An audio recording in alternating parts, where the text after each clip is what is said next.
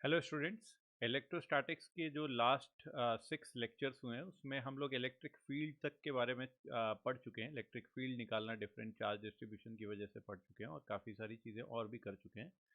तो इस 7th video में क्या क्या करने वाले हैं हम लोग वो मैं आपको पहले ही बता देता हूँ। तो 7th वीडियो में हम लोग शुरुआत करेंगे इलेक्ट्रिक पोटेंशियल की। दैट मीन्स हम लोग डिफाइन करेंगे व्हाट इज़ इलेक्ट्रिक पोटेंशियल। ठीक है, और उसके बाद पॉइंट चार्ज की वजह से किसी जगह पे किसी पॉइंट पे कितनी इलेक्ट्रिक पोटेंशियल होता है वो निकालेंगे। फिर हम लोग electric field and electric potential के बीच में रिलेशन इस्टेब्लिश करेंगे कि अगर हमें किसी एक की इनमें से वैल्यू पता हो स्पेस के अंदर, तो इलेक्ट्रिक फील्ड एज अगर हमें पता है तो हम पोटेंशियल कैसे निकाल लें, और अगर हमें पोटेंशियल पता हो तो हम फील्ड कैसे निकाल पाए। तो ये चीज़ करेंगे। और उसके अलावा इक्वी पोटेंशियल सरफेस का कॉन्सेप्ट क्या होता है उस पे उसको पढ़ेंगे। तो ये सारी चीज़ें हो गई कॉन्सेप्ट वाला पार्ट। और ऑब्वियसली कॉन्सेप्ट जो जो भी होगा उसके साथ साथ में हम लोग न्यूमेरिकल्स या प्रॉब्लम्स भी करते हुए चलेंगे। तो ये आपके लिए कंटेंट हो गया इस वीडियो का। अब हम लोग शुरुआत करते हैं इलेक्ट्रिक पोटेंशियल से। ठीक है,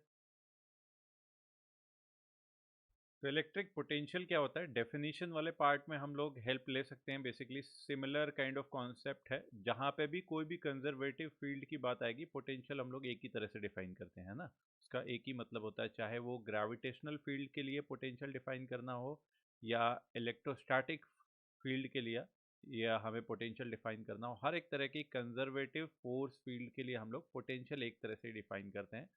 विच इज़ कि अगर हम किसी भी स्पेस के किसी पॉइंट पे इलेक्ट्रिक पोटेंशियल डिफाइन करना चाहते हैं तो उसका मतलब है कि यूनिट चार्ज को, यूनिट पॉजिटिव चार्ज को हम इनफाइनाइट से, है ना, इनफाइनाइट जहाँ का कन्वेंशनली हम लोग मान के चलते हैं कि पोटेंशियल क्या है, ज़ीरो है। तो इनफाइनाइट से यूनिट पॉजिटिव चार्ज को पकड़ के लेके आना है एक एक्सटर्नल फोर्स की हेल्प से, और उस पॉइंट पी पे रख देना है। और इस पूरी प्रोसेस में जितना भी वर्क वो एक्सटर्नल फोर्स कर रही है ना, उस सारे फोर्स का, एक्सटर्नल फोर्स का जो सारा वर्क डन है वो अगेंस्ट द इलेक्ट्रिक फील्ड अगर हो रहा है। यहाँ पे वर्ड जो आया है अगेंस्ट इलेक्ट्रिक फील्ड, इसका मतलब क्या है कि बेसिकली एक तो इलेक्ट्रिक फील्ड की वजह से फोर्स लग रहा है पार्टिकल पे 1 कूलम के चार्ज पे, और दूसरा फोर्स जो है एक्सटर्नल फोर्स लग रहा है, और वो दोनों फोर्स एक दूसरे को एग्जैक्टली बैलेंस कर रहे हैं। मतलब कि पार्टिकल को हम लोग स्लोली लेके आ रहे हैं। यहाँ पे स्लोली का मतलब क्या है कि नॉन एक्सेलरेटेड, मतलब without changing the velocity of the particle. तो इससे होता क्या है, ये ऐसा क्यों कर रहे हैं, हमें बस वो एनर्जी चाहिए जितना हमें जिसकी रिक्वायरमेंट है हमें उस चार्ज पार्टिकल को, 1 कूलम के चार्ज पार्टिकल को इन्फिनिटी से लाके उस पॉइंट पे रखने की। हम एक्सटर्नल फोर्स अगर उससे ज़्यादा वर्क कर देता तो उसका कुछ पार्ट जो होता है वो काइनेटिक एनर्जी में भी चेंज हो जाता है। तो जस्ट टू इंश्योर कि एक्सटर्नल फोर्स का जितना वर्क डन है वो सारा पोटेंशियल एनर्जी में ही या पोटेंशियल की फॉर्म में ही कन्वर्ट हो, उस चीज़ को लिए इंश्योर करने के लिए हम बोलते हैं कि भाई उस पार्टिकल का जो मोशन हो कैसा हो, non accelerated. Non accelerated motion होगा तो ऑब्वियसली वेलोसिटी में चेंज क्या होगा, ज़ीरो होगा। तो there is no change in velocity, slowly लेके आए उसको, हमने रख दिया उस पॉइंट पे। तो सिर्फ अगर 1 कूलम के चार्ज को लेके आए तो इस पूरी प्रोसेस में जो वर्क डन हुआ एक्सटर्नल फोर्स का, वो जो होगा उस पॉइंट के पोटेंशियल के बराबर हो जाएगा। सिंपल है। ठीक है, तो इसी को मैथमेटिकली अगर मैं लिखना चाहूँ तो देखो, मान लो मेरे पास इस तरह का कुछ सिचुएशन है कि लेट से यहाँ पे ये वाली एक्सिस हो गई आर एक्सिस। ठीक है, इस आर एक्सिस में मुझे किसी एक पर्टिकुलर जगह पे, मैं यहाँ पे हूँ, ठीक है, और +1 कूलम का चार्ज रख दिया। इस पे एक इलेक्ट्रोस्टैटिक फोर्स लगेगी, वो कितनी होती है, चार्ज टाइम्स इलेक्ट्रिक फील्ड, है ना। यहाँ पे अगर इलेक्ट्रिक फील्ड ई वेक्टर है और चार्ज कितना गिवन है, +1 कूलम, तो जो इलेक्ट्रोस्टैटिक फोर्स भी लग जाएगी, that force will be equal to charge 1 into electric field E. तो बेसिकली फोर्स भी ई की वेक्टर के बराबर लग रही है। एक और फोर्स हम लोग लगा देते हैं विच इज एक्सटर्नल फोर्स। अब नेट फोर्स जो हो जाएगा वो क्या हो जाएगा, यहाँ पे भी वेक्टर साइन होना चाहिए था। नेट फोर्स वेक्टर जो हो जाएगा वो external force vector plus electrostatic force. और स्लो मोशन का मतलब है कि नेट फोर्स क्या होना चाहिए, ज़ीरो होना चाहिए। तो अगर नेट फोर्स ज़ीरो करोगे तो एक्सटर्नल फील्ड, एक्सटर्नल फोर्स कितना, किसके बराबर हो गया, माइनस ऑफ ई वेक्टर।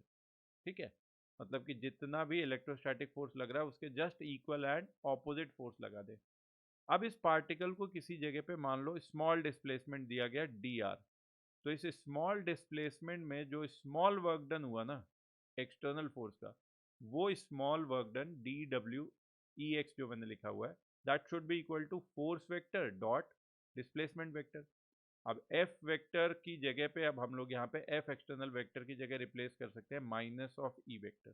ठीक है, तो माइनस ऑफ ई वेक्टर यहाँ पे रखो इस वाली जगह पे, और ये वाला पार्ट में देखो ये जितना भी वर्क डन होगा इनफाइनाइट से लेके किसी पॉइंट पे लाने पे, और उस पॉइंट का जो है आर एक्सिस पे पोजीशन मान लो आर के बराबर है, तो उस पूरी प्रोसेस में जो वर्क डन हुआ वो किस, उसी को हम लोग डिफाइन करते हैं कि that is equal to potential at that point.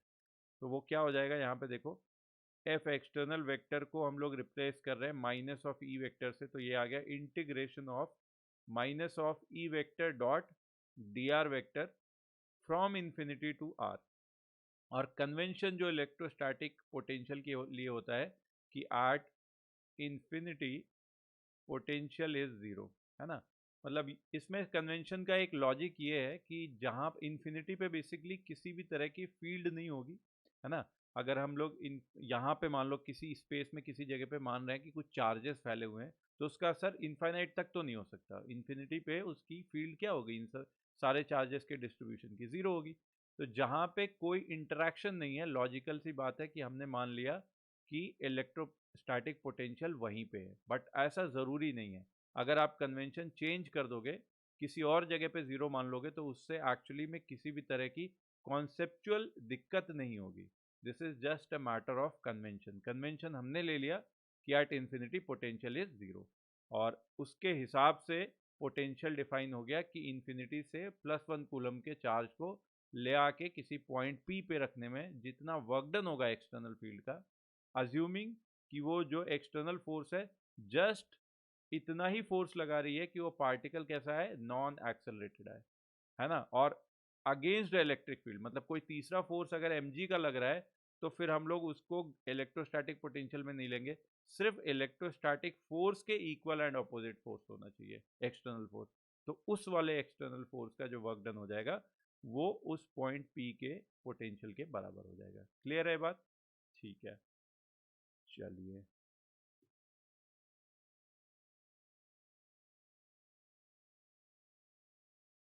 अब केस लेते हैं electric potential due two point charge. अगर एक पॉइंट चार्ज रखा है कहीं पे स्पेस में, मान लो ये कैपिटल क्यू चार्ज जो है एक पॉइंट चार्ज रखा हुआ है, इससे आर डिस्टेंस पे हमें किसी पॉइंट पी पॉइंट पे हमें पोटेंशियल निकालना है। ठीक है, तो अब पोटेंशियल निकालने के लिए हमारे पास तरीका क्या होगा कि अब हम लोग ऐसे सोचें कि 1 कूलम के चार्ज को इसी आर वाली एक्सिस पे इनफाइनाइट से लेके पी पॉइंट तक लेके आ रहे हैं हम लोग।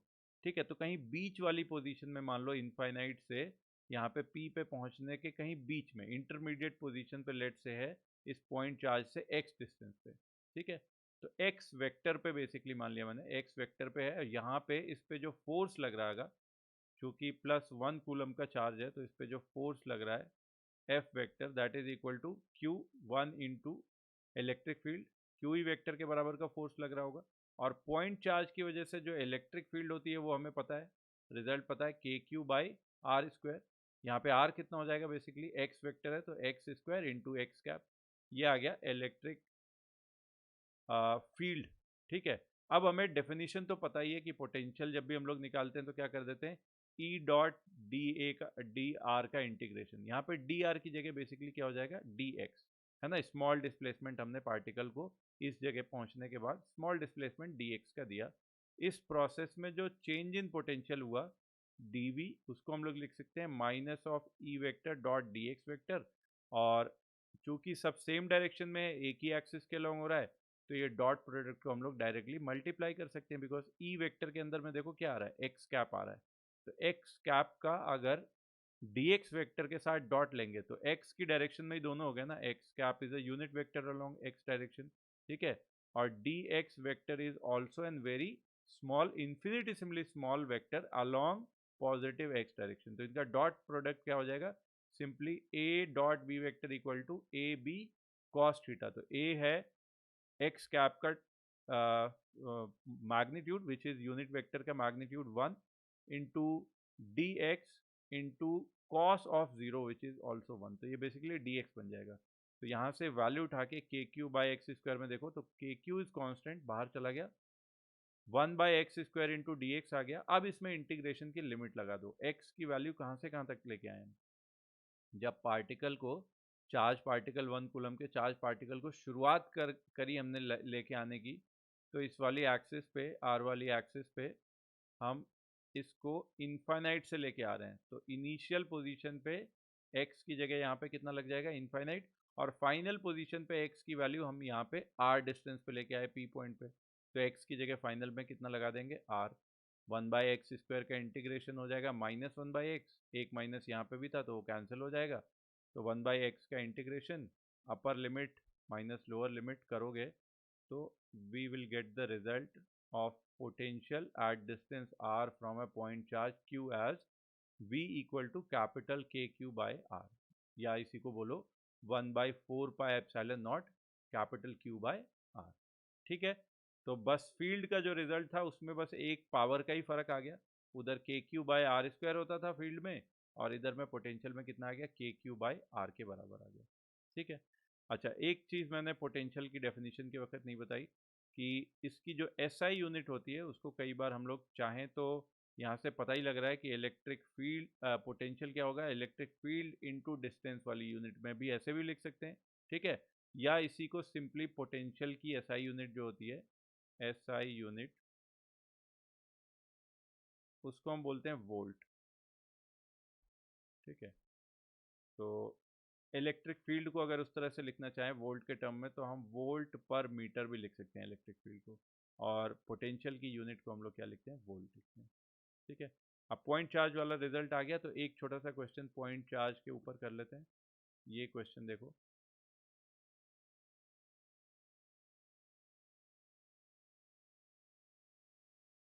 चलो इस क्वेश्चन को अब देख लेते हैं, अगर ट्राई कर लिया तो इस क्वेश्चन का सॉल्यूशन देखते हैं। इसमें बोला है कि एक रेगुलर पॉलीगन है एन साइडेड, ठीक है, उसके हर एक कॉर्नर पे चार्जेस रखे हुए हैं, ठीक है, आइडेंटिकल तरीके से n-1 कॉर्नर पे रखे हुए हैं, एक पे नहीं रखा हुआ है। ठीक है, तो अब एन साइडेड पॉलीगन के एग्जांपल मैं कोई भी ले लूँ, ऐसे मान लो, चलो 6 वाला बना लेते हैं, ठीक है, समझने के लिए जस्ट हेक्सागन, रेगुलर हेक्सागन बना लेते हैं मान लो। अच्छा, रेगुलर हेक्सागन की अगर मैं 6 की जगह 5 साइड पे आइडेंटिकल चार्ज रख दूं, यहाँ पे सब जगह, ठीक है, और सेंटर से बोल रहा है कि डिस्टेंस, अच्छा नहीं गिवन नहीं है, मान लेते हैं कि सेंटर पे ही सब कुछ निकालना है ना, at the centre the intensity electric field intensity is E, तो सेंटर से सारे पॉइंट्स की डिस्टेंस सेम होगी, और ये कोई ऐसा नहीं है कि हेक्सागन के लिए ट्रू है, this is true for all kind of regular polygon. Regular shape का पॉलीगन का एक ही सेंटर होगा और उस सेंटर से सारी वर्टाइसेस की डिस्टेंस क्या होगी, सेम होगी, और कोई भी नंबर n की वैल्यू ले लो, हर एक रेगुलर पॉलीगन के अगर सारे वर्टाइसेस पे मैं आइडेंटिकल चार्ज रख देता तो by symmetry the net electric field would have been zero, but इस वाली जगह पे तो कुछ है ही नहीं, जीरो है, तो इस वाली जगह पे जहाँ पे भी जीरो होगा वहाँ पे ऐसे मान लेंगे कि ये प्लस क्यू भी है और साथ में माइनस क्यू भी है, माइनस क्यू भी है प्लस क्यू भी है, दोनों मिला के एक्चुअली क्या है, जीरो, तो पहले भी जीरो थे अभी भी हम जीरो ले रहे हैं। अब इलेक्ट्रिक फील्ड वाला पार्ट निकालना है ना, तो उसके लिए ऐसा करो कि पहले n-1 चार्जेस की वजह से निकाल रहे थे, अब इसमें दो और हमने जोड़ दिए तो टोटल n+1 चार्जेस की वजह से निकालना है, जिसमें से ये जो ग्रीन वाले n चार्जेस हैं जो कि सारे के सारे वर्टाइसेस पे रखे हैं आइडेंटिकल चार्जेस, इनकी वजह से मिला के फील्ड तो बाई सिमेट्री क्या हो गई, जीरो। अब बचा कौन सा, माइनस क्यू चार्ज बचा सिर्फ एक वर्टाइस पे, तो उसी की वजह से फील्ड निकालनी है, तो सेंटर की डिस्टेंस अगर r मान लें तो magnitude of the electric field E will be equal to capital Q, capital K small q by r का square, K Q by R square, सिर्फ एक ही पॉइंट चार्ज की वजह से फील्ड निकालनी है। लेकिन अगर हमें पोटेंशियल निकालना होगा, पोटेंशियल अगर निकालना होगा तो potential is a scalar quantity, देखा ना कि डॉट प्रोडक्ट आता है ई डॉट डी आर वेक्टर, ठीक है, तो पोटेंशियल अगर स्केलर क्वांटिटी है तो सारे पॉइंट चार्जेस की वजह से जितना जितना आ रहा है उसको हम ऐड करते जाएं, तो n-1 जगहों पे चार्ज है और सारे चार्जेस से डिस्टेंस कितनी है, r है। ठीक है, तो एक की वजह से पोटेंशियल कितना होगा, k small q by r, और टोटल ऐसे कितने हैं, n-1। सबकी वजह से हमें क्या करते जाना है, ऐड करते जाना है। तो हम ऐड करते जाएंगे, n-1 टाइम्स मल्टीप्लाई कर दें, सिंपल। तो v की वैल्यू आ गई n-1 टाइम्स के क्यू बाई आर, ई की वैल्यू आ गई के Q by R square. Ratio v is to E की वैल्यू अगर हम निकालें तो कैपिटल के इंटू स्मॉल क्यू, ये कैंसिल हो रहा है, आर भी कैंसिल हो रहा है ना। v बाय ई की वैल्यू आ रही है n-1 into R, R times n-1 which is basically B option correct. ठीक है, तो बी की वैल्यू यहाँ पे बी आंसर हमारा आ गया। अच्छा, डिस्टेंस आर गिवन थी तभी आ रहा है। ठीक है, ओके, क्लियर। तो पॉइंट चार्ज की वजह से पोटेंशियल निकालना बहुत इजी चीज़ है। अब इस पे और ज़्यादा क्वेश्चन नहीं करते हैं, आगे हम लोग मिक्स क्वेश्चंस में देखेंगे इसे। नेक्स्ट कॉन्सेप्ट हम लोग लेते हैं कि ये relation between electric field and potential, although हम लोग देख चुके हैं उसी को, बट उसी पे बिल्ड करते हैं। जैसे हम लोगों ने देखा ना कि इलेक्ट्रिक फील्ड और इलेक्ट्रिक पोटेंशियल में जो रिलेशन आया था वो चीज़ यहीं इंटीग्रेट करके निकालते हैं हम लोग हमेशा। dv equal to minus E vector dot D R vector, ये तो बेसिक कॉन्सेप्ट है ही कि एक पॉइंट से दूसरे पॉइंट तक इलेक्ट्रिक फील्ड के ऑपोजिट जो भी फोर्स लग रही है वो +1 कूलम पे जितना भी वर्क डन करती है उतना सारा का सारा वर्क डन क्या हो जाता है, पोटेंशियल के चेंज के फॉर्म में स्टोर हो जाता है। तो 1 कूलम पे जो फोर्स लगेगा वो कितना हो जाएगा, ई वेक्टर के बराबर। अच्छा, इसी फोर्स के जो जस्ट ऑपोजिट फोर्स होगी वही एक्सटर्नल फोर्स है, तो एक्सटर्नल फोर्स कितनी हो गई, माइनस ई वेक्टर। ये एक्सटर्नल फोर्स बहुत छोटे से डिस्प्लेसमेंट डी आर के करने में कितना ज़्यादा वर्क डन कर देगी, वो होगा F external vector dot D R vector, इतना स्मॉल वर्क डन कर देगी। तो that is equal to minus E vector dot D R vector. और ये जितना भी वर्क डन इसने किया एक जगह से दूसरे जगह तक ले जाने में, वो चेंज इन पोटेंशियल के फॉर्म में स्टोर हो गया। तो इसी को हम लोग क्या लिख देंगे, चेंज इन पोटेंशियल डीवी। यही चीज़ यहाँ पर रिलेशन आ रही है इस तरह से। ठीक है, क्लियर है। अब किसी दो अलग अलग पॉइंट्स के बीच में, अच्छा यहाँ से हम लोग दो सिचुएशन ले लेते हैं, फील्ड एंड पोटेंशियल के बीच में रिलेशन निकालना है तो दो सिचुएशन ले लेते हैं। फर्स्ट सिचुएशन, अगर हम लोग एक जगह से दूसरी जगह जिस रास्ते पे जा रहे हैं, मान लो उसी डायरेक्शन में इलेक्ट्रिक फील्ड है, मतलब if E vector and R vector are in same direction, है ना। मान लो इलेक्ट्रिक फील्ड ऐसे आगे की तरफ जा रही है इधर डायरेक्शन में, हम उसी डायरेक्शन में अगर चलते हुए चले जाएं, तो एक चीज़ तो हो गई कि ई वेक्टर और डी आर वेक्टर, ये जो दो अलग अलग वेक्टर हैं, अगर ये सेम डायरेक्शन में हुए तो इनके बीच का एंगल थीटा कितना हो जाएगा, 0 डिग्री।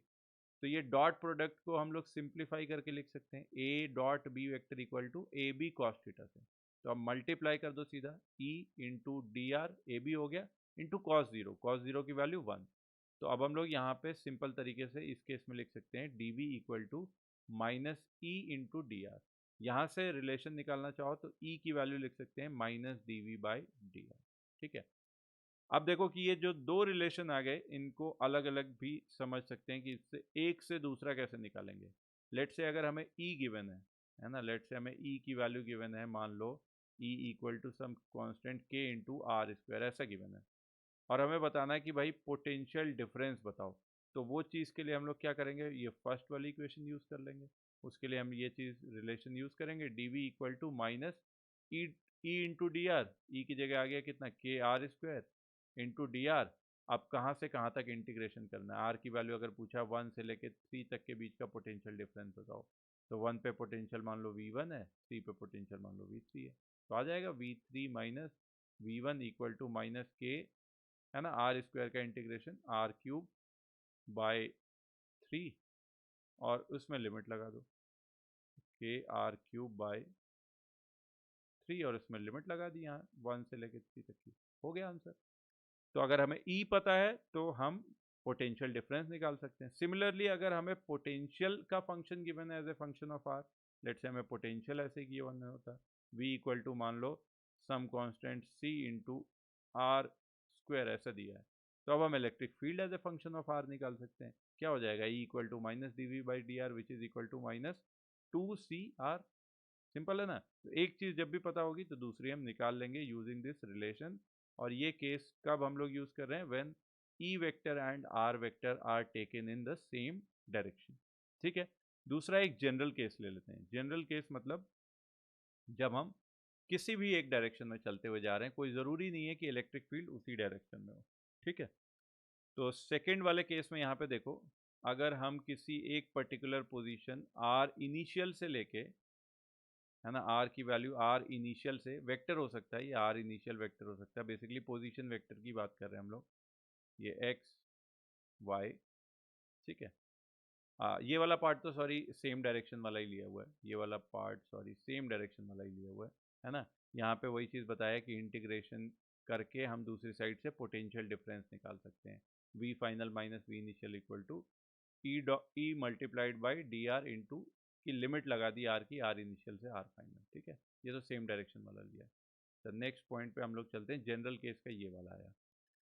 जनरल केस की जब हम लोग बात करेंगे तो इलेक्ट्रिक फील्ड और हम जिस डायरेक्शन में मूव कर रहे हैं वो किसी भी गिवन डायरेक्शन में हो सकती है। तो इलेक्ट्रिक फील्ड किसी भी डायरेक्शन में होने का भी मतलब ये है कि हम चाहें तो उसको कंपोनेंट के टर्म में, एक्स वाई जेड कंपोनेंट के टर्म में तो लिख ही सकते हैं। Any vector quantity can be written in terms of I cap J cap K cap, इस तरह से, है ना, कंपोनेंट्स के टर्म में लिख सकते हैं। तो मान लो वो इलेक्ट्रिक फील्ड वेक्टर जो है वो इस तरह से है, ई एक्स आई कैप प्लस ई वाई जे कैप प्लस ई जेड के कैप। ठीक है, और जो स्मॉल डिस्प्लेसमेंट हम चलते हैं एक जगह से दूसरी जगह, कोई ज़रूरी तो है नहीं कि एक्स डायरेक्शन में जाए, कोई ज़रूरी नहीं है कि वाई डायरेक्शन में जाए। तो अगर मैं एक बहुत छोटी सी डिस्प्लेसमेंट डी आर करता हूँ, तो अगर किसी नॉर्मल डिस्प्लेसमेंट के तीन कंपोनेंट एक्स वाई जेड हो सकते हैं, तो बहुत छोटी सी डिस्प्लेसमेंट के भी तो एक्स वाई जेड कंपोनेंट हो सकते हैं। तो इस डी आर वेक्टर का एक एक्स कंपोनेंट होगा, और चूंकि वेक्टर ही बहुत छोटा है, एरो बहुत छोटा है, तो इसका कंपोनेंट भी तो बहुत छोटा होगा। तो बाई कन्वेंशन हम लोग एक्स की डायरेक्शन में इन्फिनिटिसिमली स्मॉल डिस्प्लेसमेंट को क्या बोलते हैं, डी एक्स बोलते हैं।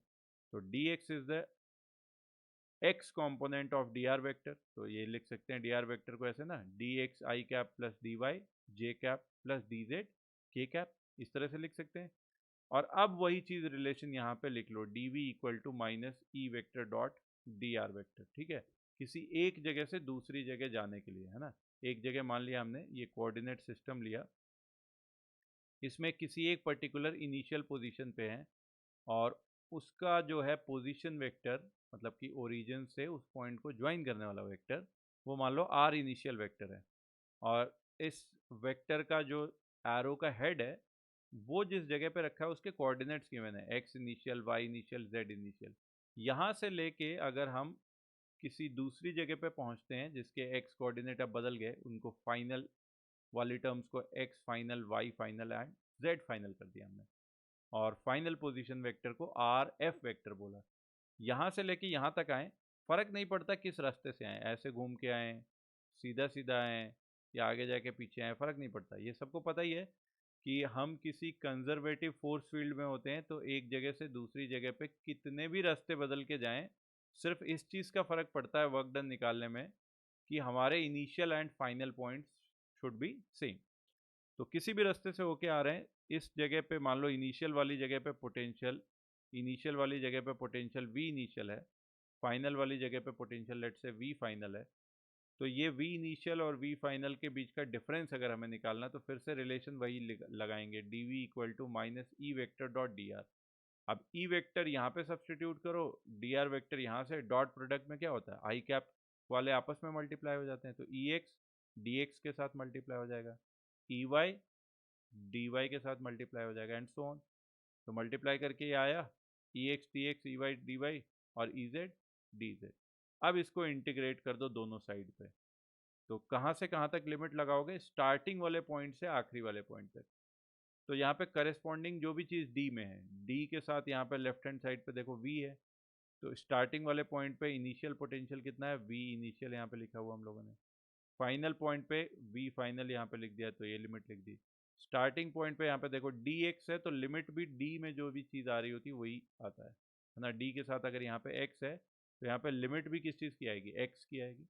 तो एक्स इनिशियल से लेके एक्स फाइनल तक गए, वाई इनिशियल से लेके वाई फाइनल तक गए, एंड जेड के साथ भी यही चीज़ हो गया। तो अगर हमें इलेक्ट्रिक फील्ड वेक्टर पता है तो अब हम पोटेंशियल डिफरेंस निकाल सकते हैं दो पॉइंट्स के बीच की यूजिंग दिस मेथड।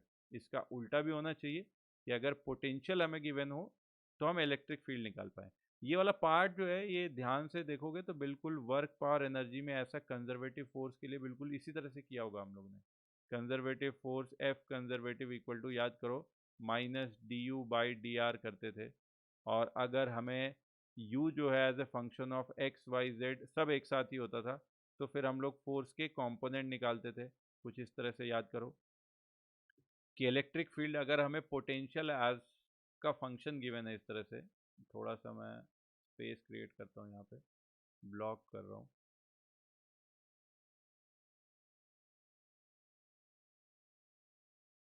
ठीक है, तो अगर मुझे potential as a function of X Y Z given है ऐसा कुछ, let's say v equal to X square Y plus Z, ऐसा है कुछ potential X Y Z coordinate पे इस तरह से चेंज करता है। तो अब इसके करस्पॉन्डिंग जो इलेक्ट्रिक फील्ड होगी उसकी वैल्यू निकालने के लिए पहले हम उसका एक्स कंपोनेंट निकालें। तो एक्स कंपोनेंट जो हो जाएगा वो क्या होगा, del V by del X. ये चीज़ को क्या बोलते हैं, पार्शियल डिफरेंशिएशन। पार्शियल डिफरेंशिएशन का सिंपल मतलब है कि हम अगर एक्स कंपोनेंट निकालना चाह रहे हैं इलेक्ट्रिक फील्ड का, that means we are only going in the X direction. तो एक्स एक्सिस पे अगर चलते हुए जाओगे तो वाई कोऑर्डिनेट की वैल्यू कितनी होगी, जीरो होगी ना एक्स एक्सिस पे। जेड कोऑर्डिनेट की वैल्यू कितनी होगी, जीरो होगी ना। तो इसका मतलब Y and Z are constant. तो जब हम एक्स एक्सिस के अलोंग जा रहे हैं, X component of electric field निकालना चाह रहे हैं, तो Y and Z are simply constants. तो डिफ्रेंशिएट कर रहे हैं जब हम, तो उसमें एक स्पेशल टाइप का डिफ्रेंशिएशन जब हम एक्स के रिस्पेक्ट में करें keeping Y and Z to be constant, तो उसको हम लोग क्या बोलते हैं, पार्शियल डिफरेंशिएशन। ठीक है, तो एक्स कंपोनेंट निकालने के लिए पोटेंशियल का एक्स के रिस्पेक्ट में डिफरेंशिएशन करेंगे और माइनस साइन लगा देंगे। जैसे इस वाले केस में मैं बोलूँ तो कैसे होगा ये, del V by del X की वैल्यू जो हो जाएगी, अब इसी फंक्शन को x के रिस्पेक्ट में डिफरेंशिएट करो, y को मान लो कांस्टेंट है, z को मान लो कांस्टेंट है। ठीक है, तो z वाला कांस्टेंट का डिफरेंशिएशन तो जीरो आ गया फर्स्ट टर्म, यही इसको यहाँ पे देख लो। फिर एक्स स्क्वायर वाई में y कांस्टेंट है, बाहर ले जाओ, y बाहर ले गए, एक्स स्क्वायर का डिफरेंशिएशन इज 2x। तो सिंपल आ गया ना, 2xy। इलेक्ट्रिक फील्ड का x कंपोनेंट कितना हो जाएगा, बस एक माइनस साइन और लगा दोगे तो -2xy हो गया। सिमिलरली y z सब निकल जाएगा। तो दोनों चीज़ करना हम लोग जान गए। फील्ड पता हो तो पोटेंशियल इंटीग्रेट करके ऐसे लिमिट लगा के निकाल लेंगे, और अगर पोटेंशियल पता हो तो फील्ड निकालना। ये दोनों चीज़ें हम लोग कर सकते हैं। तो अब इस पर प्रॉब्लम्स करते जाते हैं और फिर चीज़ें क्लियर होती जाएंगी। और मतलब सिंपल ही है ये, मैथमेटिक्स है इसमें, और कुछ है नहीं। इस वाले क्वेश्चन को देखो।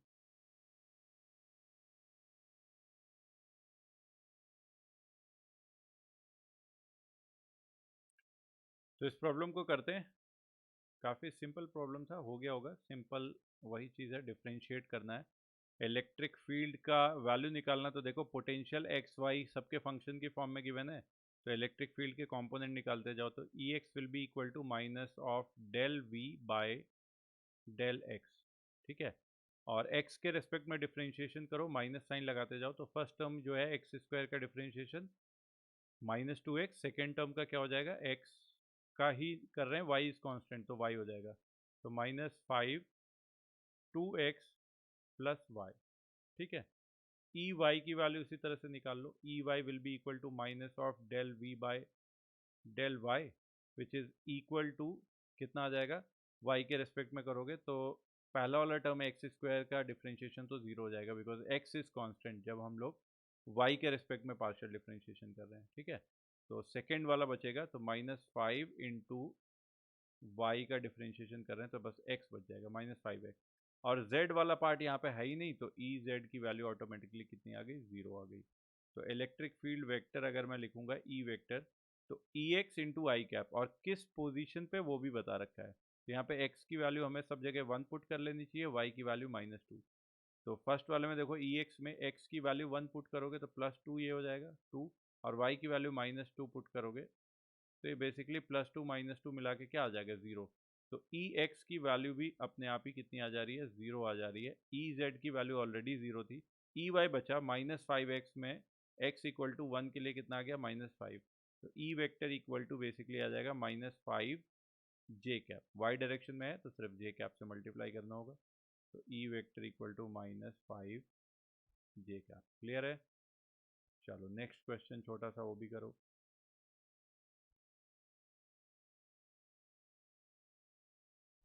तो इस क्वेश्चन के लिए हमें उल्टी प्रोसेस करनी है। हमें इलेक्ट्रिक फील्ड गिवन है और पोटेंशियल डिफरेंस निकालना है from this point, basically 0,0,0 origin से लेके 1,2,3 के बीच का पोटेंशियल डिफरेंस निकालना है। ठीक है, तो इसके लिए हम लोग रिलेशन क्या यूज़ करेंगे, इंटीग्रेशन ऑफ डी।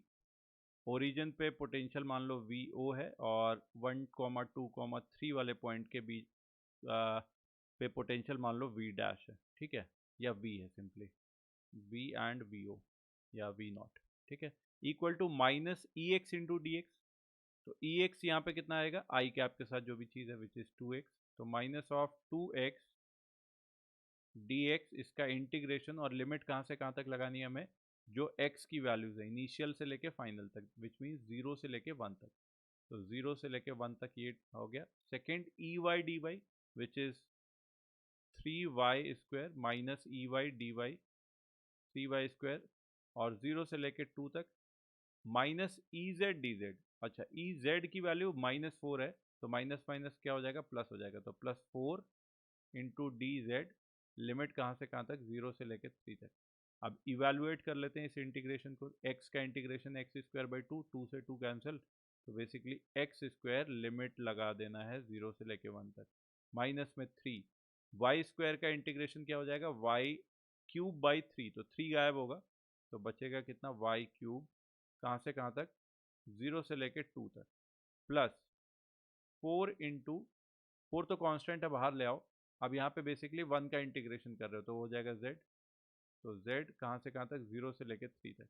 लिमिट्स की वैल्यू पुट करो तो फर्स्ट टर्म में आ जाएगा अपर लिमिट 1 माइनस 0, तो 1 माइनस इस वाले में अपर लिमिट 2 की पावर 3 विच इज़ 8 माइनस 0 की पावर 3 0, तो -8, प्लस 4 इंटू 3 माइनस 0, तो +12, तो आंसर कितना आया, 8 plus 13 minus 8 which is 5 volt, और यहाँ पे ये जो पोटेंशियल डिफरेंस हो जाएगा upper limit minus lower limit v minus V naught, और हमें इसी की वैल्यू निकालनी है, पोटेंशियल डिफरेंस निकालना है ना कि पोटेंशियल किसी पॉइंट का निकालना है ना, इन दोनों में से किसी एक का गिवन होता तो दूसरे का निकल आता।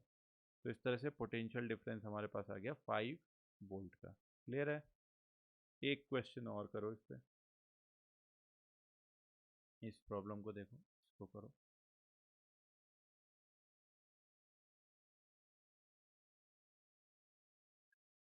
तो इस क्वेश्चन को अगर ट्राई कर लिया हो तो यहाँ पे इसका सॉल्यूशन देखा जाए।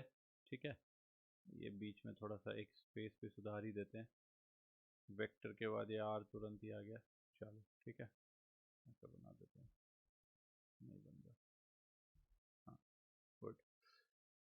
ठीक है, अब इसमें potential as a function of R given है, इलेक्ट्रिक फील्ड हमें बताना है कि कितनी होगी और किस पर्टिकुलर जगह पे वो आर वेक्टर भी गिवन है। तो अब ऐसा करते हैं ना कि इलेक्ट्रिक फील्ड की डायरेक्शन में ही हम लोग चल लेते हैं।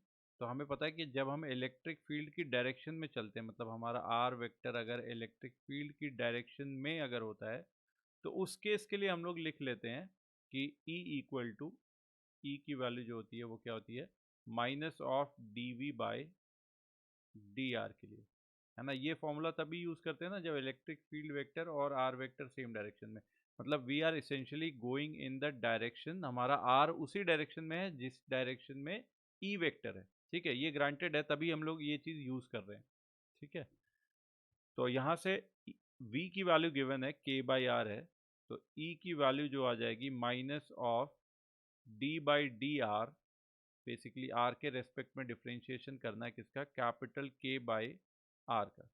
ठीक है, तो कैपिटल के कांस्टेंट हो गया, बाहर आ गया, 1/r का डिफरेंशिएशन कितना हो जाएगा, माइनस ऑफ 1/r², और एक माइनस यहाँ पे भी था, तो ये जो इलेक्ट्रिक फील्ड की वैल्यू आ गई, दिस इलेक्ट्रिक फील्ड की वैल्यू जो हो गई, उसका मैग्नीट्यूड तो एटलीस्ट आ गया कैपिटल k/r², ये पार्ट आ गया मैग्नीट्यूड। अब उसकी डायरेक्शन क्या होगी, तो आर वेक्टर की डायरेक्शन होगी। ये तो फॉर्म, ये वाला चीज रिलेशन यूज करते ही हमने पहले एज्यूम कर लिया ना कि आर वेक्टर ई वेक्टर जो है वो सेम डायरेक्शन में, तभी ये रिलेशन लग रहा है। ठीक है, तो अब इलेक्ट्रिक फील्ड वेक्टर को अगर मैं आर वेक्टर की डायरेक्शन में लिखूंगा तो मैग्नीट्यूड कैपिटल के बाय आर स्क्वायर, इस मैग्नीट्यूड को उसके यूनिट वेक्टर से मल्टीप्लाई कर दूंगा। तो आर कैप की डायरेक्शन को, अगर आर कैप की वैल्यू को मैं ऐसे भी लिख सकता हूँ कि बेसिकली ये के इंटू आर कैप, ऐसे लिख सकता हूँ कि ये R vector divided by magnitude of R vector है। तो K R vector by R का क्यूब, ऐसे लिख सकता हूँ मैं ई वेक्टर को। अब यहाँ पे जो आर वेक्टर आ रहा है उसका मैग्नीट्यूड निकालो, that means small R. Small R कितना हो जाएगा, under root of X component का स्क्वायर विच इज 2 का स्क्वायर। कहीं अलग कर लेते हैं साफ जगह पे, यहाँ पे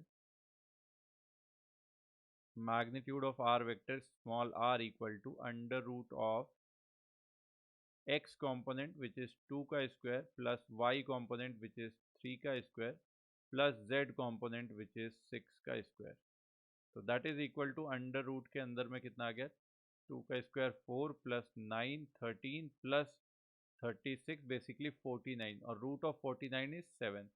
तो r की वैल्यू आ गई 7। अब यहाँ पे उठा के e वेक्टर की वैल्यू में सब्सटीट्यूट कर दो। तो e वेक्टर इक्वल टू कितना हो गया, k into R vector which is 2i cap plus 3j cap plus 3j cap plus 6k cap plus 6k cap divided by 7 का क्यूब। 7 का क्यूब कितना हो गया, 7 7 जा 49, 49 7 जा 343, तो 343। अब यहाँ पे देखो नीचे 343 बी एंड डी में है, ऊपर में देखो 236, हाँ 236। So B option is correct. Clear है ये बात। चलो अब नेक्स्ट टॉपिक पे हम लोग आते हैं, नेक्स्ट कॉन्सेप्ट पे, जिसको हम बोलते हैं इक्वी पोटेंशियल सरफेस, है ना। नाम से ही बहुत साफ है, इक्वी, इक्वी मतलब सेम, पोटेंशियल तो सेम पोटेंशियल वाली सरफेस। तो अब सेम पोटेंशियल वाली सरफेस को थोड़ा सा फैंसी डेफिनेशन देना है तो क्या दे देंगे, locus of point on a surface. Points का एक ऐसा कलेक्शन किसी एक सरफेस के ऊपर, है ना, नाम में आ गया ना सरफेस, तो लोकस ऐसे पॉइंट्स का लेना जो सरफेस पे ही हो। Locus of points on a surface having equal potential is called equipotential surface, है ना। नाम को जो है फैलाना हो तो ऐसे ही करते हैं वर्ड में लिख के। तो टेक्निकली डेफिनेशन देने का सबसे बढ़िया तरीका है कि आप उसकी पहले मैथमेटिकल वाली एकदम प्रिसाइज डेफिनेशन देखो और फिर उसमें वर्ड घुसाना चालू करो। ठीक है, तो यहाँ से हम लोगों ने नाम के साथ साथ डेफिनेशन दे दी। अब इसका मतलब क्या हुआ कि बेसिकली कैसे इक्विपोटेंशियल सरफेस समझ में तो आ गया कि एक सरफेस है। अब वो सरफेस प्लेन प्लेन सरफेस भी हो सकती है, वो कर्व सरफेस भी हो सकती है। डिपेंड करेगा कि किस तरह की इक्विपोटेंशियल सरफेस है, डिपेंड करेगा बेसिकली इलेक्ट्रिक फील्ड किस चीज़ की है और किस तरह के चार्ज के डिस्ट्रीब्यूशन की वजह से। तो सबसे सिंपलेस्ट केस से स्टार्ट करते हैं। मान लो यूनिफॉर्म इलेक्ट्रिक फील्ड है, let's say we have a uniform electric field. इस केस में जो इक्विपोटेंशियल सरफेस आती हैं वो आती हैं इलेक्ट्रिक फील्ड लाइंस के, जैसे मैंने दिखा रखा हॉरिजॉन्टल लाइन में इलेक्ट्रिक फील्ड लाइंस। ठीक है, इलेक्ट्रिक फील्ड लाइन के परपेंडिकुलर डायरेक्शन में। अच्छा ऐसा क्यों मैं कह रहा हूँ, तो इस चीज़ को थोड़ा सा मैथमेटिकली समझते हैं। जैसे एक रिलेशन हम लोगों ने पढ़ा था, D V equal to minus E vector dot D R vector. So एक सिचुएशन हम लोग कंसिडर करते हैं, ये तीन केसेस बेसिकली दिमाग में बना के भी रखने होते हैं। तीन केसेस मतलब, या सिंपल देखो दो ही केसेस आएगा कि अगर हम इलेक्ट्रिक फील्ड की डायरेक्शन में जा रहे हैं तो क्या होगा। पहला ये चीज़ देखो, let's say electric field rightward direction में है and we are moving from here, from point P to point Q. Let's say P से क्यू तक मैं जाता हूँ इधर, small displacement D R vector करता हूँ। ठीक है, या चलो स्मॉल की जगह एवरेज में ले लेता हूँ, मैं डेल्टा आर कर लेता हूँ इसे, डेल्टा आर वेक्टर का डिस्प्लेसमेंट करता हूँ। अब P point and Q point का पोटेंशियल के बीच में क्या रिलेशन होगा, मतलब मैं सिंपल इतना पूछूं कि पी का पोटेंशियल बड़ा होगा, क्यू का पोटेंशियल बड़ा होगा, या सिंपली पूछूं कि इलेक्ट्रिक फील्ड की डायरेक्शन में आगे जा रहा हूँ पी से क्यू तक, तो अब बताओ कि पोटेंशियल बढ़ेगा कि घटेगा। अब ये रिलेशन हमें यहाँ से निकालना चाहिए, इस वाले पार्ट से। इसी को डीवी वाले पार्ट को अगर डेल्टा डेल्टा कर लूँ, है ना, एवरेज वाले हिसाब से अगर मैं कर लूँ कि इलेक्ट्रिक फील्ड मान लो इस बीच में अगर यूनिफॉर्म है, तो मैं ऐसे लिख सकता हूँ डेल्टा वी, डेल्टा मतलब चेंज इन पोटेंशियल, और चेंज हमेशा हम लोग कैसे लिखते हैं फिजिक्स में, फाइनल माइनस इनिशियल, मतलब पी से क्यू की तरफ गए तो ये चीज डेल्टा वी जो हो जाएगी वो हो जाएगी potential at point Q minus potential at point P will be equal to minus E dot D R. अच्छा, इलेक्ट्रिक फील्ड राइटवर्ड डायरेक्शन में डेल्टा आर, अब यहाँ पे ऐसे लिखते हैं ना, E vector minus of E vector का dot product delta R vector के साथ। यहाँ पे देखो E vector is towards right, delta R vector is towards right, तो दोनों के बीच का एंगल कितना हो गया है, ये एंगल जो आ जाएगा दोनों के बीच का, that angle theta will be basically 0 degree. तो अब 0 डिग्री हो गया तो ए डॉट बी को क्या लिख सकते हो, A B cos zero, cos zero 1 हो गया, तो minus of delta E, sorry E, minus of E multiplied by delta R, minus of E delta are.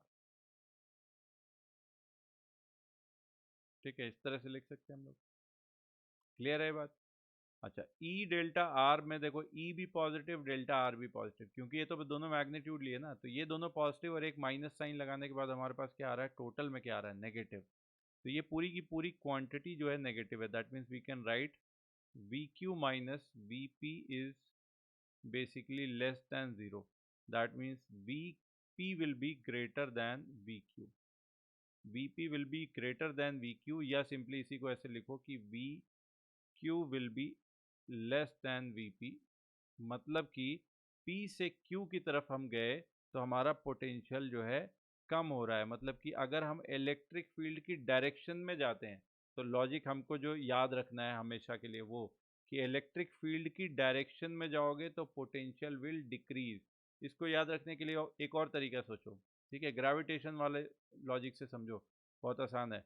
Gravitational field किस डायरेक्शन में होती है, मतलब जिधर फोर्स लगती है वही उसी डायरेक्शन में तो फील्ड होती है मास पे, तो ग्रेविटेशनल फोर्स लगती है वर्टिकली डाउनवर्ड डायरेक्शन में। अच्छा, वर्टिकली डाउनवर्ड डायरेक्शन नीचे आने पे ग्रेविटेशनल पोटेंशियल क्या होता है, कम होता है ज़्यादा होता है, कम होता है, तो इसका मतलब फील्ड की डायरेक्शन में जाएंगे तो पोटेंशियल क्या होगा, कम होगा।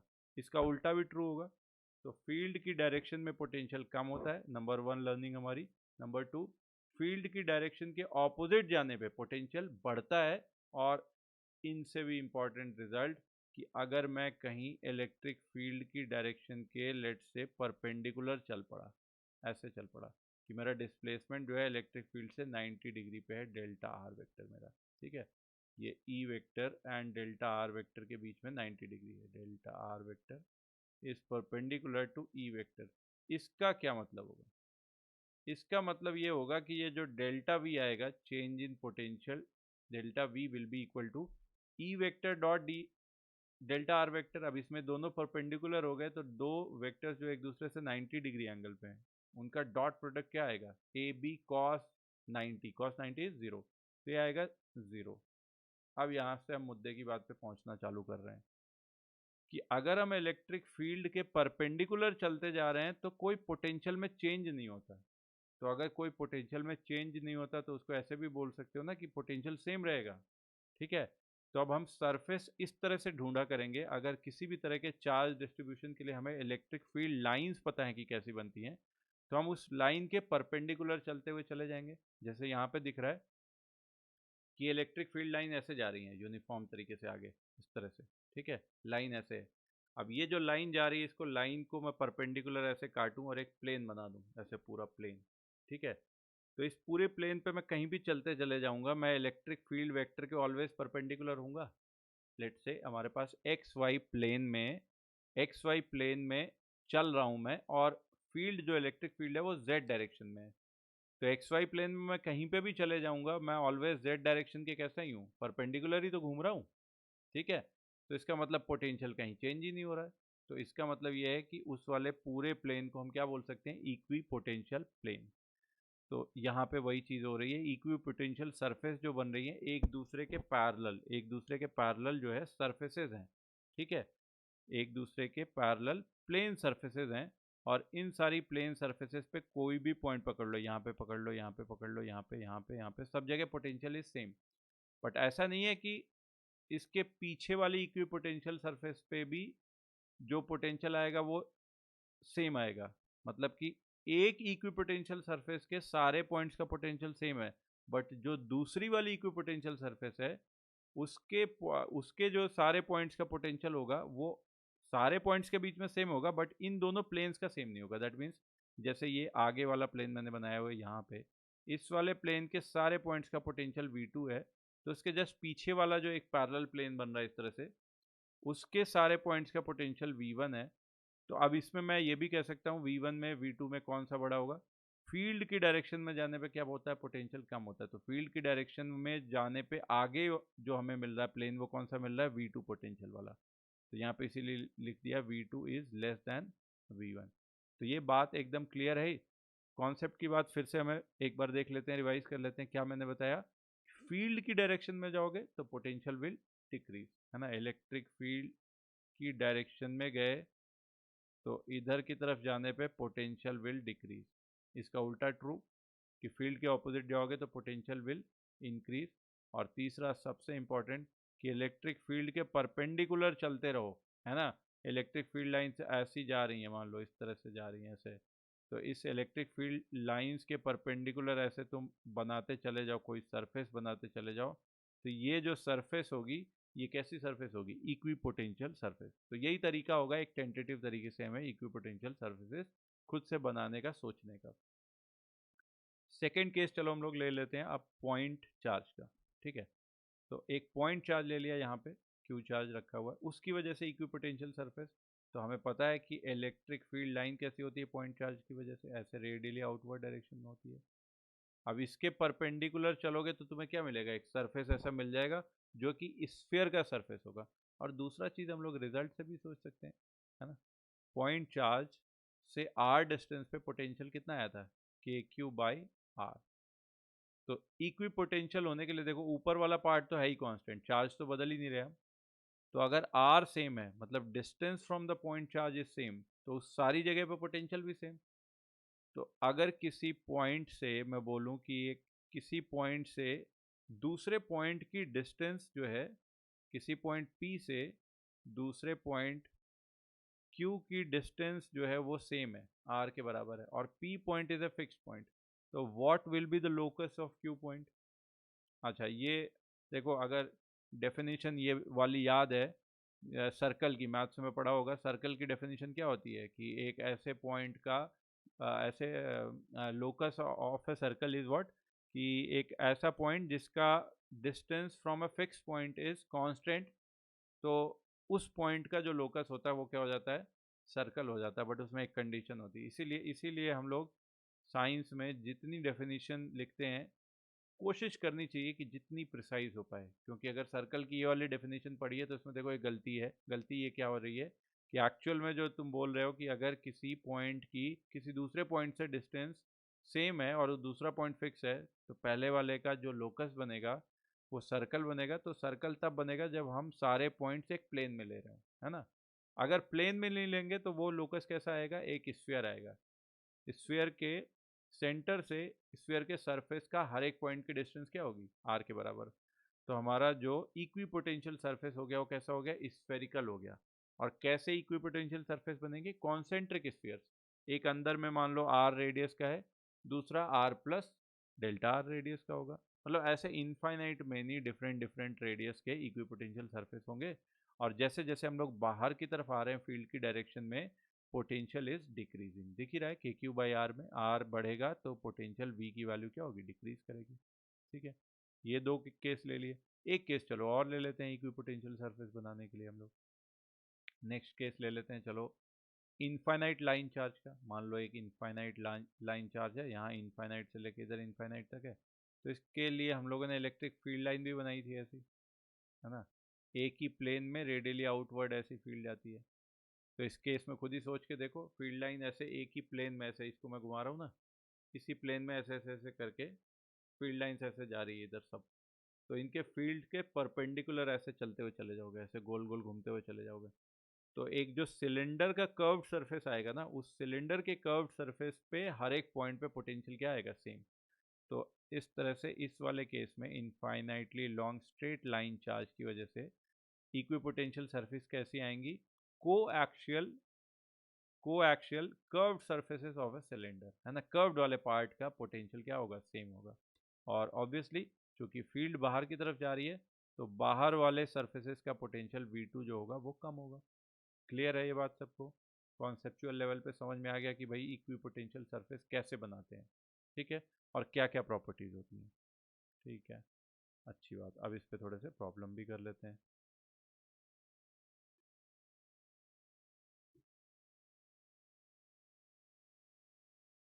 एक ये करो प्रॉब्लम।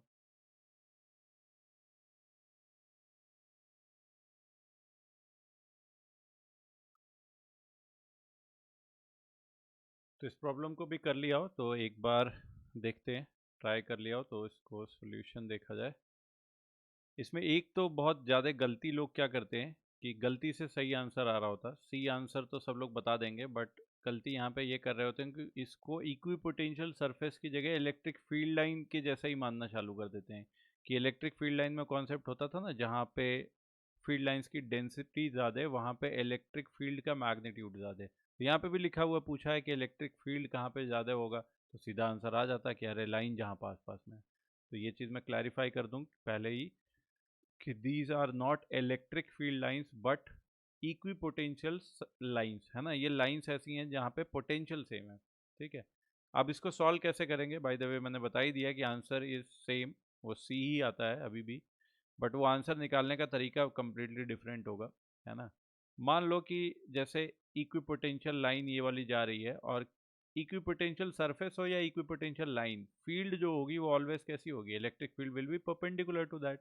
तो यहाँ से बीच में एक टेंटेटिव फील्ड लाइन मैं ऐसे बना देता हूँ, ऐसे एक लाइन बना देता हूँ, लेट्स से यहाँ पे एक ऐसे लाइन बना देता हूँ, सी पॉइंट के यहाँ पे बीच में है, इन दो पॉइंट्स के बीच में है, और इस वाले पॉइंट के बीच में और इस वाले पॉइंट, बेसिकली ये 20 वोल्ट और 10 वोल्ट के बीच में, यहाँ पे सी के जस्ट अराउंड ये डिस्टेंस मान लेते हैं कि आर सी है। ठीक है, सिमिलरली यहाँ पे ग्रीन कलर से मैं दिखा रहा हूँ बी वाले में, यहाँ से लेके यहाँ तक के बीच की डिस्टेंस लेट से दिस इज आर बी। ठीक है, और ए वाले में यहाँ से लेके यहाँ तक के बीच की ये वाली डिस्टेंस मान लो आर ए है। तो मैं ये चीज़ रिलेशन एवरेज की फॉर्म में ऐसे लिख सकता हूँ ना कि change in potential delta V equal to electric field minus E delta R, ऐसा लिख सकता हूँ मैं। ठीक है, तो अब देखो अगर मैं इस वाली लाइन से लेके यहाँ से लेके इस पॉइंट से लेके इस पॉइंट तक जाता हूँ, तो delta V is basically 30 minus 40, -10 हो गया, तो -10 equal to minus of electric field. अब कहाँ की इलेक्ट्रिक फील्ड की बात कर रहे हैं, ए वाले पॉइंट की, बेसिकली इस बीच में हर जगह हमने मान लिया यूनिफॉर्म इलेक्ट्रिक फील्ड है। ठीक है, कंपैरिजन ही तो करना है हमें, तो इलेक्ट्रिक फील्ड इस बीच में हम लोगों ने मान लिया कि यूनिफॉर्म है, तो दैट इज लेट से ई ए, तो minus E A into delta are, और यहाँ से लेके यहाँ तक जो आए हैं डेल्टा आर वो किसके बराबर होगा, आर ए के बराबर होगा। तो माइनस माइनस साइन कैंसिल हुआ, ई ए की वैल्यू आ गई कितनी, 10 बाई आर ए के बराबर। क्लियर है, 10 बाई आर ए के बराबर आ गई। सेम काम यहाँ पे कर लो, इस वाले पॉइंट से लेके इस वाले पॉइंट तक, है ना, मतलब यहाँ पे 30 वोल्ट से लेके 20 वोल्ट तक, इस लाइन के हर एक पॉइंट का पोटेंशियल 20 है, इस लाइन के हर एक पॉइंट का पोटेंशियल 30 है। तो यहाँ से लेके यहाँ तक जा रहे हैं, तो बेसिकली 30 से 20 जा रहे हैं, तो डेल्टा वी अगेन कितना हो गया, -10, तो -10 will be equal to distance minus of E into delta R, which is distance कितना है, आर बी है। ठीक है, तो अब इलेक्ट्रिक फील्ड यहाँ पे बी पॉइंट की लिखी हमने, तो ई बी की वैल्यू आ गई कितनी, 10 बाई आर बी। और सेम काम यहाँ से लेके यहाँ तक करेंगे, तो उससे हम लोग निकाल सकते हैं कि चूंकि पोटेंशियल डिफरेंस अभी भी देखो सेम है, 20 से 10, तो 10 माइनस 20 अगेन -10 आ गया, तो सब कुछ वही रहेगा। तो E C will be equal to 10 by R C, ऐसा बन जाएगा। अब एक चीज़ मैं यहाँ से हटा रहा हूँ, ये R A R B R C, इसको हटा रहा हूँ। अब ध्यान से मेरे को देख के बताओ कि ये वाली डिस्टेंस येलो से बना रहा हूँ, this is R A, green से बना रहा हूँ, this is distance R B. अब ये डायग्राम में, और पिंक से बना रहा हूँ, this is distance R E R C. तो सीधा सा दिख रहा है ना, यहाँ पे ग्राफ में ही दिख रहा है, डायग्राम में ही दिख रहा है कि R C will be smallest, तो 1 by R C will be biggest. ठीक है, तो आर सी छोटा है तो 1 बाई आर सी क्या होगा, सबसे बड़ा होगा। और हमें इलेक्ट्रिक फील्ड क्या बताती थी, सबसे ज़्यादा जहाँ पे हो, तो दिख रहा है ई सी की वैल्यू सबसे ज़्यादा होगी, तो इससे ये आंसर आ गया ना। इस तरीके से कि electric field at C will be maximum. तो जहाँ पे भी इक्विपोटेंशियल लाइंस या इक्विपोटेंशियल सरफेसेस बहुत पास पास में हैं, वहाँ पे फील्ड ज़्यादा होगी, और जहाँ पे थोड़ा दूर दूर हैं, एक ही डायग्राम की अगर हम बात करें कंपेरेटिव आइडिया में, तो वहाँ पे फील्ड का मैग्नीट्यूड भी क्या आएगा, कम आएगा। बट लॉजिक ये है, इलेक्ट्रिक फील्ड लाइन वाले कॉन्सेप्ट से ये चीज़ नहीं करनी है हमें। नेक्स्ट प्रॉब्लम इस पे एक और करते हैं, देखो।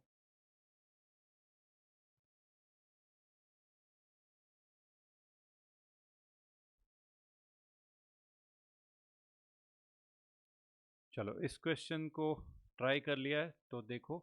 और एक्चुअली वीडियोस में आप लोगों को बार बार पॉज करना पड़ेगा, ये चीज़ मैं हर बार बताता नहीं हूँ, बट आप लोग को खुद ही देखो कि हर एक प्रॉब्लम्स को आपको जैसे ही प्रॉब्लम आए आप तुरंत पॉज करो और खुद से ट्राई करो, इनफ टाइम दो अपने आप को, और नहीं होता है फिर उसके बाद आके सॉल्यूशन देखना चालू करो। ये नहीं कि बस वीडियो चले जा रही है, आप प्रॉब्लम मैं बोल रहा हूँ फिर तुरंत सॉल्यूशन चालू हो गई, देखिए इस तरह से आप कुछ भी नहीं सीखोगे जब तक आप खुद टाइम नहीं दोगे सवाल लगाने पे। आपसे जो सवाल होते हैं वो आपके सवाल होते हैं, मैं जो बता रहा हूँ वो सीखने के लिए मे भी एक बार सही है, लेकिन बार बार अब हर क्वेश्चन को अगर आपको सीखना मतलब सॉल्यूशन ही देखना पड़ रहा है, तो that means you are not learning anything. ठीक है, खुद करो, आधा करो, कुछ करो। मे बी सॉल्यूशन ऐसा लग रहा है कि सॉल्यूशन मैं बताना स्टार्ट कर रहा हूँ, अभी भी आपका मन है कि खुद से फाइट मारनी, तो मे बी फर्स्ट स्टेप शुरू के पार्ट एक बार सुन लो कि उतनी हिंट से काम चल जाए, तो सिर्फ हिंट के सारे आगे बढ़ो।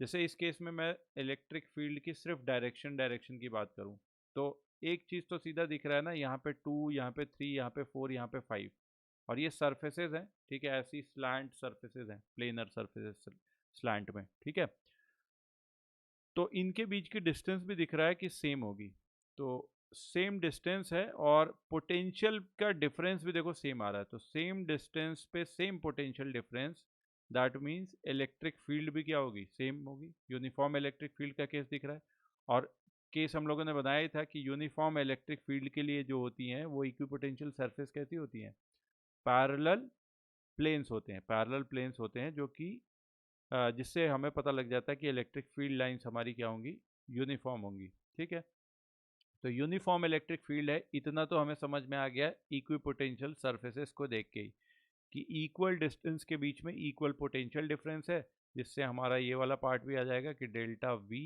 Equal to minus of E delta R. तो डेल्टा आर अगर सेम है और डेल्टा वी भी सेम है, तो इसका मतलब ई भी हर जगह सेम ही आएगा ना, तो ई सेम है।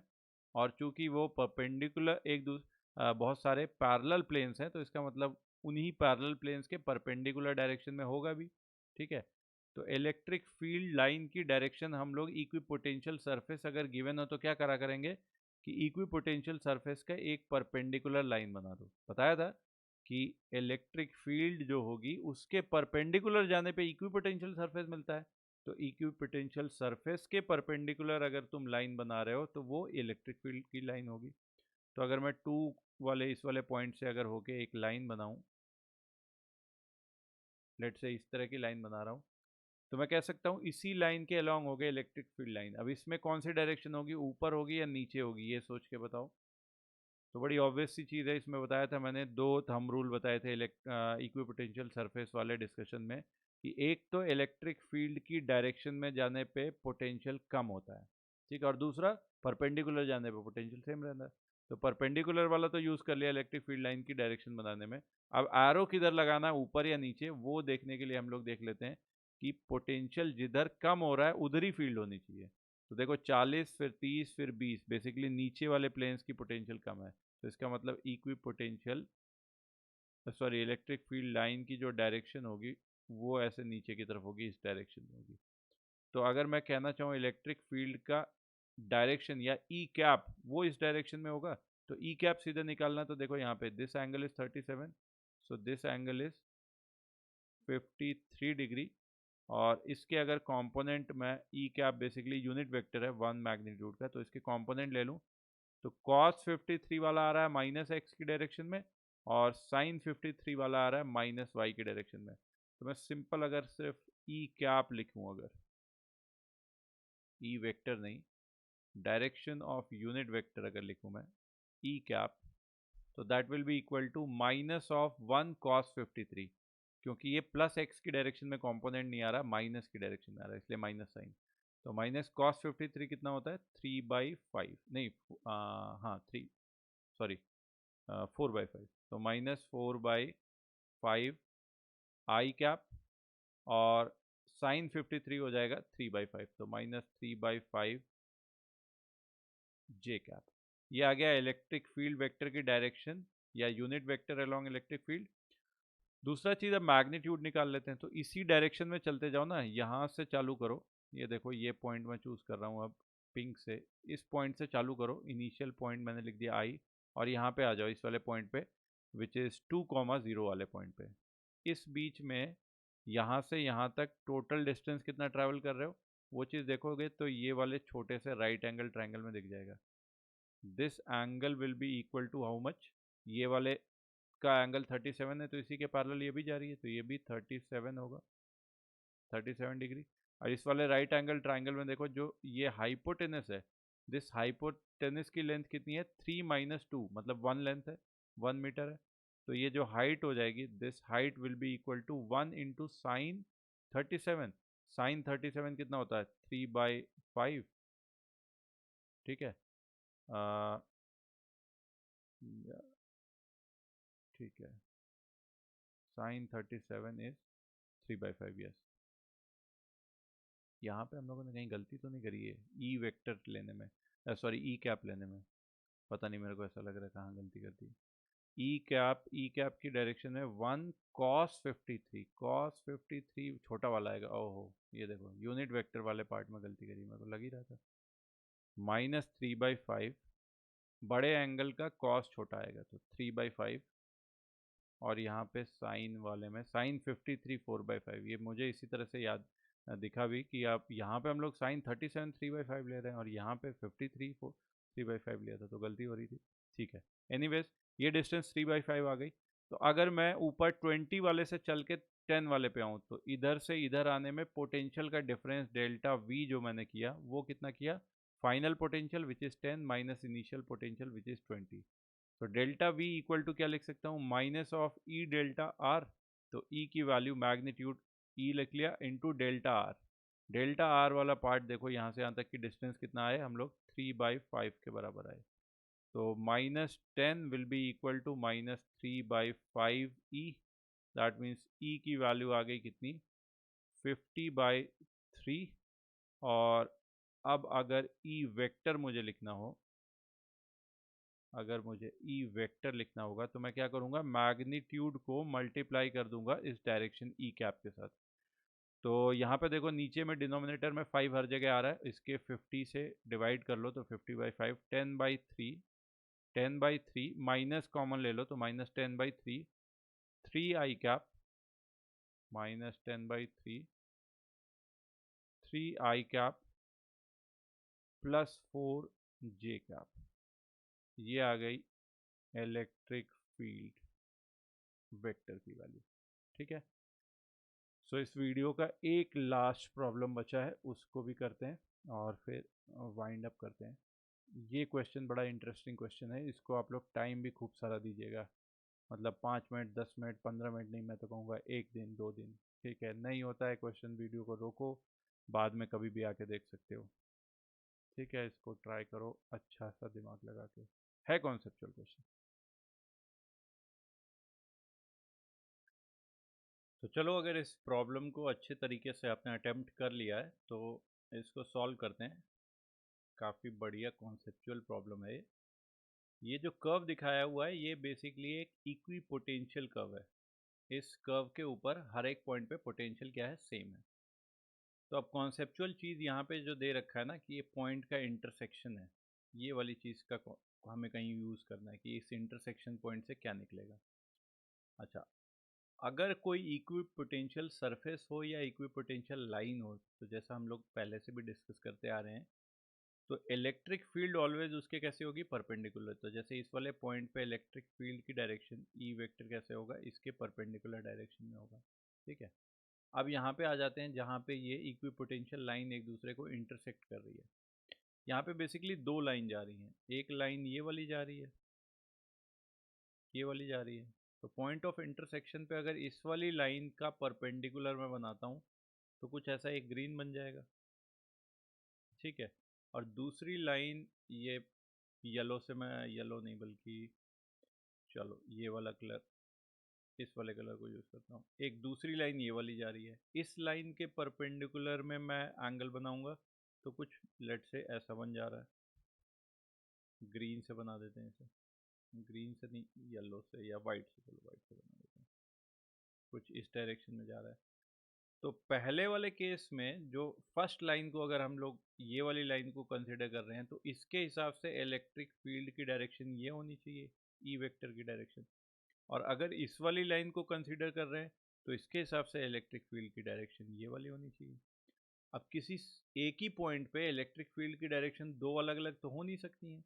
तो यहाँ पे एक प्रॉब्लम आ गई ना, ये पॉइंट ऑफ इंटरसेक्शन के हिसाब पे देखोगे तो दो परपेंडिकुलर अलग अलग कर्व वाले पार्ट पे बन रहे हैं, और दोनों के हिसाब से फील्ड की डायरेक्शन अलग अलग आ रही है। और दो डायरेक्शन इलेक्ट्रिक फील्ड की हो नहीं सकती। इसका मतलब होगा क्या? इसका मतलब सिंपल ये हो रहा होगा कि इस वाली पॉइंट पे कोई इलेक्ट्रिक फील्ड हो ही ना, तभी ये केस पॉसिबल है। यहाँ पे इलेक्ट्रिक फील्ड ही अगर जीरो है, तब कोई कॉन्ट्रडिक्शन क्रिएट ही नहीं होगा कि किस डायरेक्शन में इलेक्ट्रिक फील्ड है, फील्ड जीरो हो गई। तो सिर्फ पॉसिबिलिटी यही बची कि इक्विपोटेंशियल दो लाइंस एक दूसरे को अगर इंटरसेक्ट कर जाए, तो उस वाली जगह पे पक्के से इलेक्ट्रिक फील्ड की वैल्यू क्या आएगी? जीरो आएगी। बस यही कॉन्सेप्ट है कि हमें पता लग गया कि दिस इंटरसेक्शन का पॉइंट जो है, वहाँ पे इलेक्ट्रिक फील्ड जो होनी चाहिए वो ज़ीरो होनी चाहिए। तो इस जगह पे electric field E equal to zero कर लिया हम लोगों ने। मान लो अब 4Q चार्ज जो है उससे डिस्टेंस है ये R1, और Q चार्ज से जो डिस्टेंस है उससे है मान लो R2। तो अब 4Q की वजह से इलेक्ट्रिक फील्ड राइटवर्ड डायरेक्शन में मान लो E1 है, तो E1 की वैल्यू कितनी आ गई? K times 4Q bye R1 का स्क्वायर। और इस स्मॉल q की वजह से इलेक्ट्रिक फील्ड हो गई लेफ्ट की डायरेक्शन में, which is K times small q by R2 का स्क्वायर। लेफ्ट की डायरेक्शन में आ गई फील्ड, और एक राइट की डायरेक्शन में, और दोनों एक दूसरे को एग्जैक्टली ऑपोजिट होंगे तभी कैंसिल कर पाएंगे, तभी यहाँ पे नेट जीरो आएगी। तो दोनों को इक्वल कर लो, तो के क्यू बाय सॉरी के क्यू यहाँ से कैंसिल हो रहा है ना, 1/R2 square equal to 4/R1 का स्क्वायर। दैट मीन्स यहाँ से हम लोग कह सकते हैं R1 will be equal to twice of R2। और दोनों की वैल्यू को ऐड कर दें तो वो है दोनों के बीच की डिस्टेंस R के बराबर। ठीक है, दोनों के बीच का सेपरेशन R हमें निकालना है।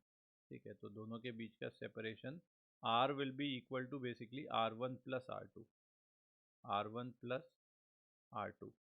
और R1 की वैल्यू उठा के यहाँ पे 2R2 रख दो, तो ये आ गया 3R2 equal to R, which means R2 equal to R by 3 and R1 will be equal to twice of R by 3। तो R1 R2 की value in terms of R आ गई। अब पोटेंशियल दे रखा है कि इस इक्वी पोटेंशियल लाइन पे, इस कर्व पे पूरे कहीं पे भी चले जाओ, हर जगह पोटेंशियल क्या है? 900 वोल्ट है। तो अगर हर जगह है, तो इस वाले पॉइंट पे भी, पॉइंट ऑफ इंटरसेक्शन पे भी यही पोटेंशियल होना चाहिए। और वो पोटेंशियल दोनों पॉइंट चार्जेस की वजह से जितने जितने पोटेंशियल आएंगे उन दोनों का सम होना चाहिए। तो K into 4Q by are, एक की वजह से पोटेंशियल लिखें, K into 4Q by are. थोड़ा सा इसको इधर कर देता हूँ मैं, ऑब्स्ट्रक्ट ना हो। K into 4Q by distance कितनी है? R1 है basically, by R1 plus capital K into small q by distance R2, that should be equal to 900 volt. Capital K की वैल्यू पता होती है कितनी है? 9 इंटू 10⁹9। Q कॉमन ले लो बाहर। ठीक है, Q की वैल्यू हमें गिवन है, स्मॉल q की वैल्यू देखो यहाँ पे 4 नैनो कूलम, और Q2 equal to 1 nano coulomb. तो small q basically 1 nano coulomb के बराबर है। तो 10⁻⁹9 Q वाला पार्ट आ गया, इंटू 4/R1। तो 4/R1, 4 डिवाइडेड बाई R1 की जगह अब हम लोग लिख सकते हैं कितना? 2R/3। तो 2R/3, 3 ऊपर जाएगा, और चूंकि दोनों जगह आएगा तो कॉमन ले लेते हैं, प्लस यहाँ पे दूसरे वाले में आ जाएगा 1/R2। 1/R2, R2 वाले पार्ट में कितना? R/3 जाना था, तो R तो नीचे, 3 वाला पार्ट ऊपर, हम कॉमन ऑलरेडी ले चुके हैं यहाँ पे। तो that is equal to 900 volt. ठीक है, अब यहाँ से उठा के देखो 10⁻⁹, ये +9 से कैंसिल हो रहा है, 9 3 जा 27, 27 into 4/2r which is 2/r plus 1/r, so into 3/r, into 3/r equal to कितना है 900 वोल्ट है। ठीक है, तो यहाँ से R की वैल्यू जो आ रही है वो कितनी आ रही है 27 इंटू 3/900 मीटर। इसी को सेंटीमीटर में कर लो। ठीक है, इसी को सेंटीमीटर में कर लो तो 100 से मल्टीप्लाई कर दोगे तो 27 into R equal to 27 into 3/9 centimetre हो गया, विच इज 3 इंटू 3 जा 9 सेंटीमीटर। तो दोनों चार्ज पार्टिकल के बीच की जो डिस्टेंस आ गई that is equal to 9 centimetre. ये हो गया हमारा आंसर। क्लियर है ये? ओके, अच्छा क्वेश्चन था। आई होप इससे जो है कुछ दिमाग का ताला खुला होगा।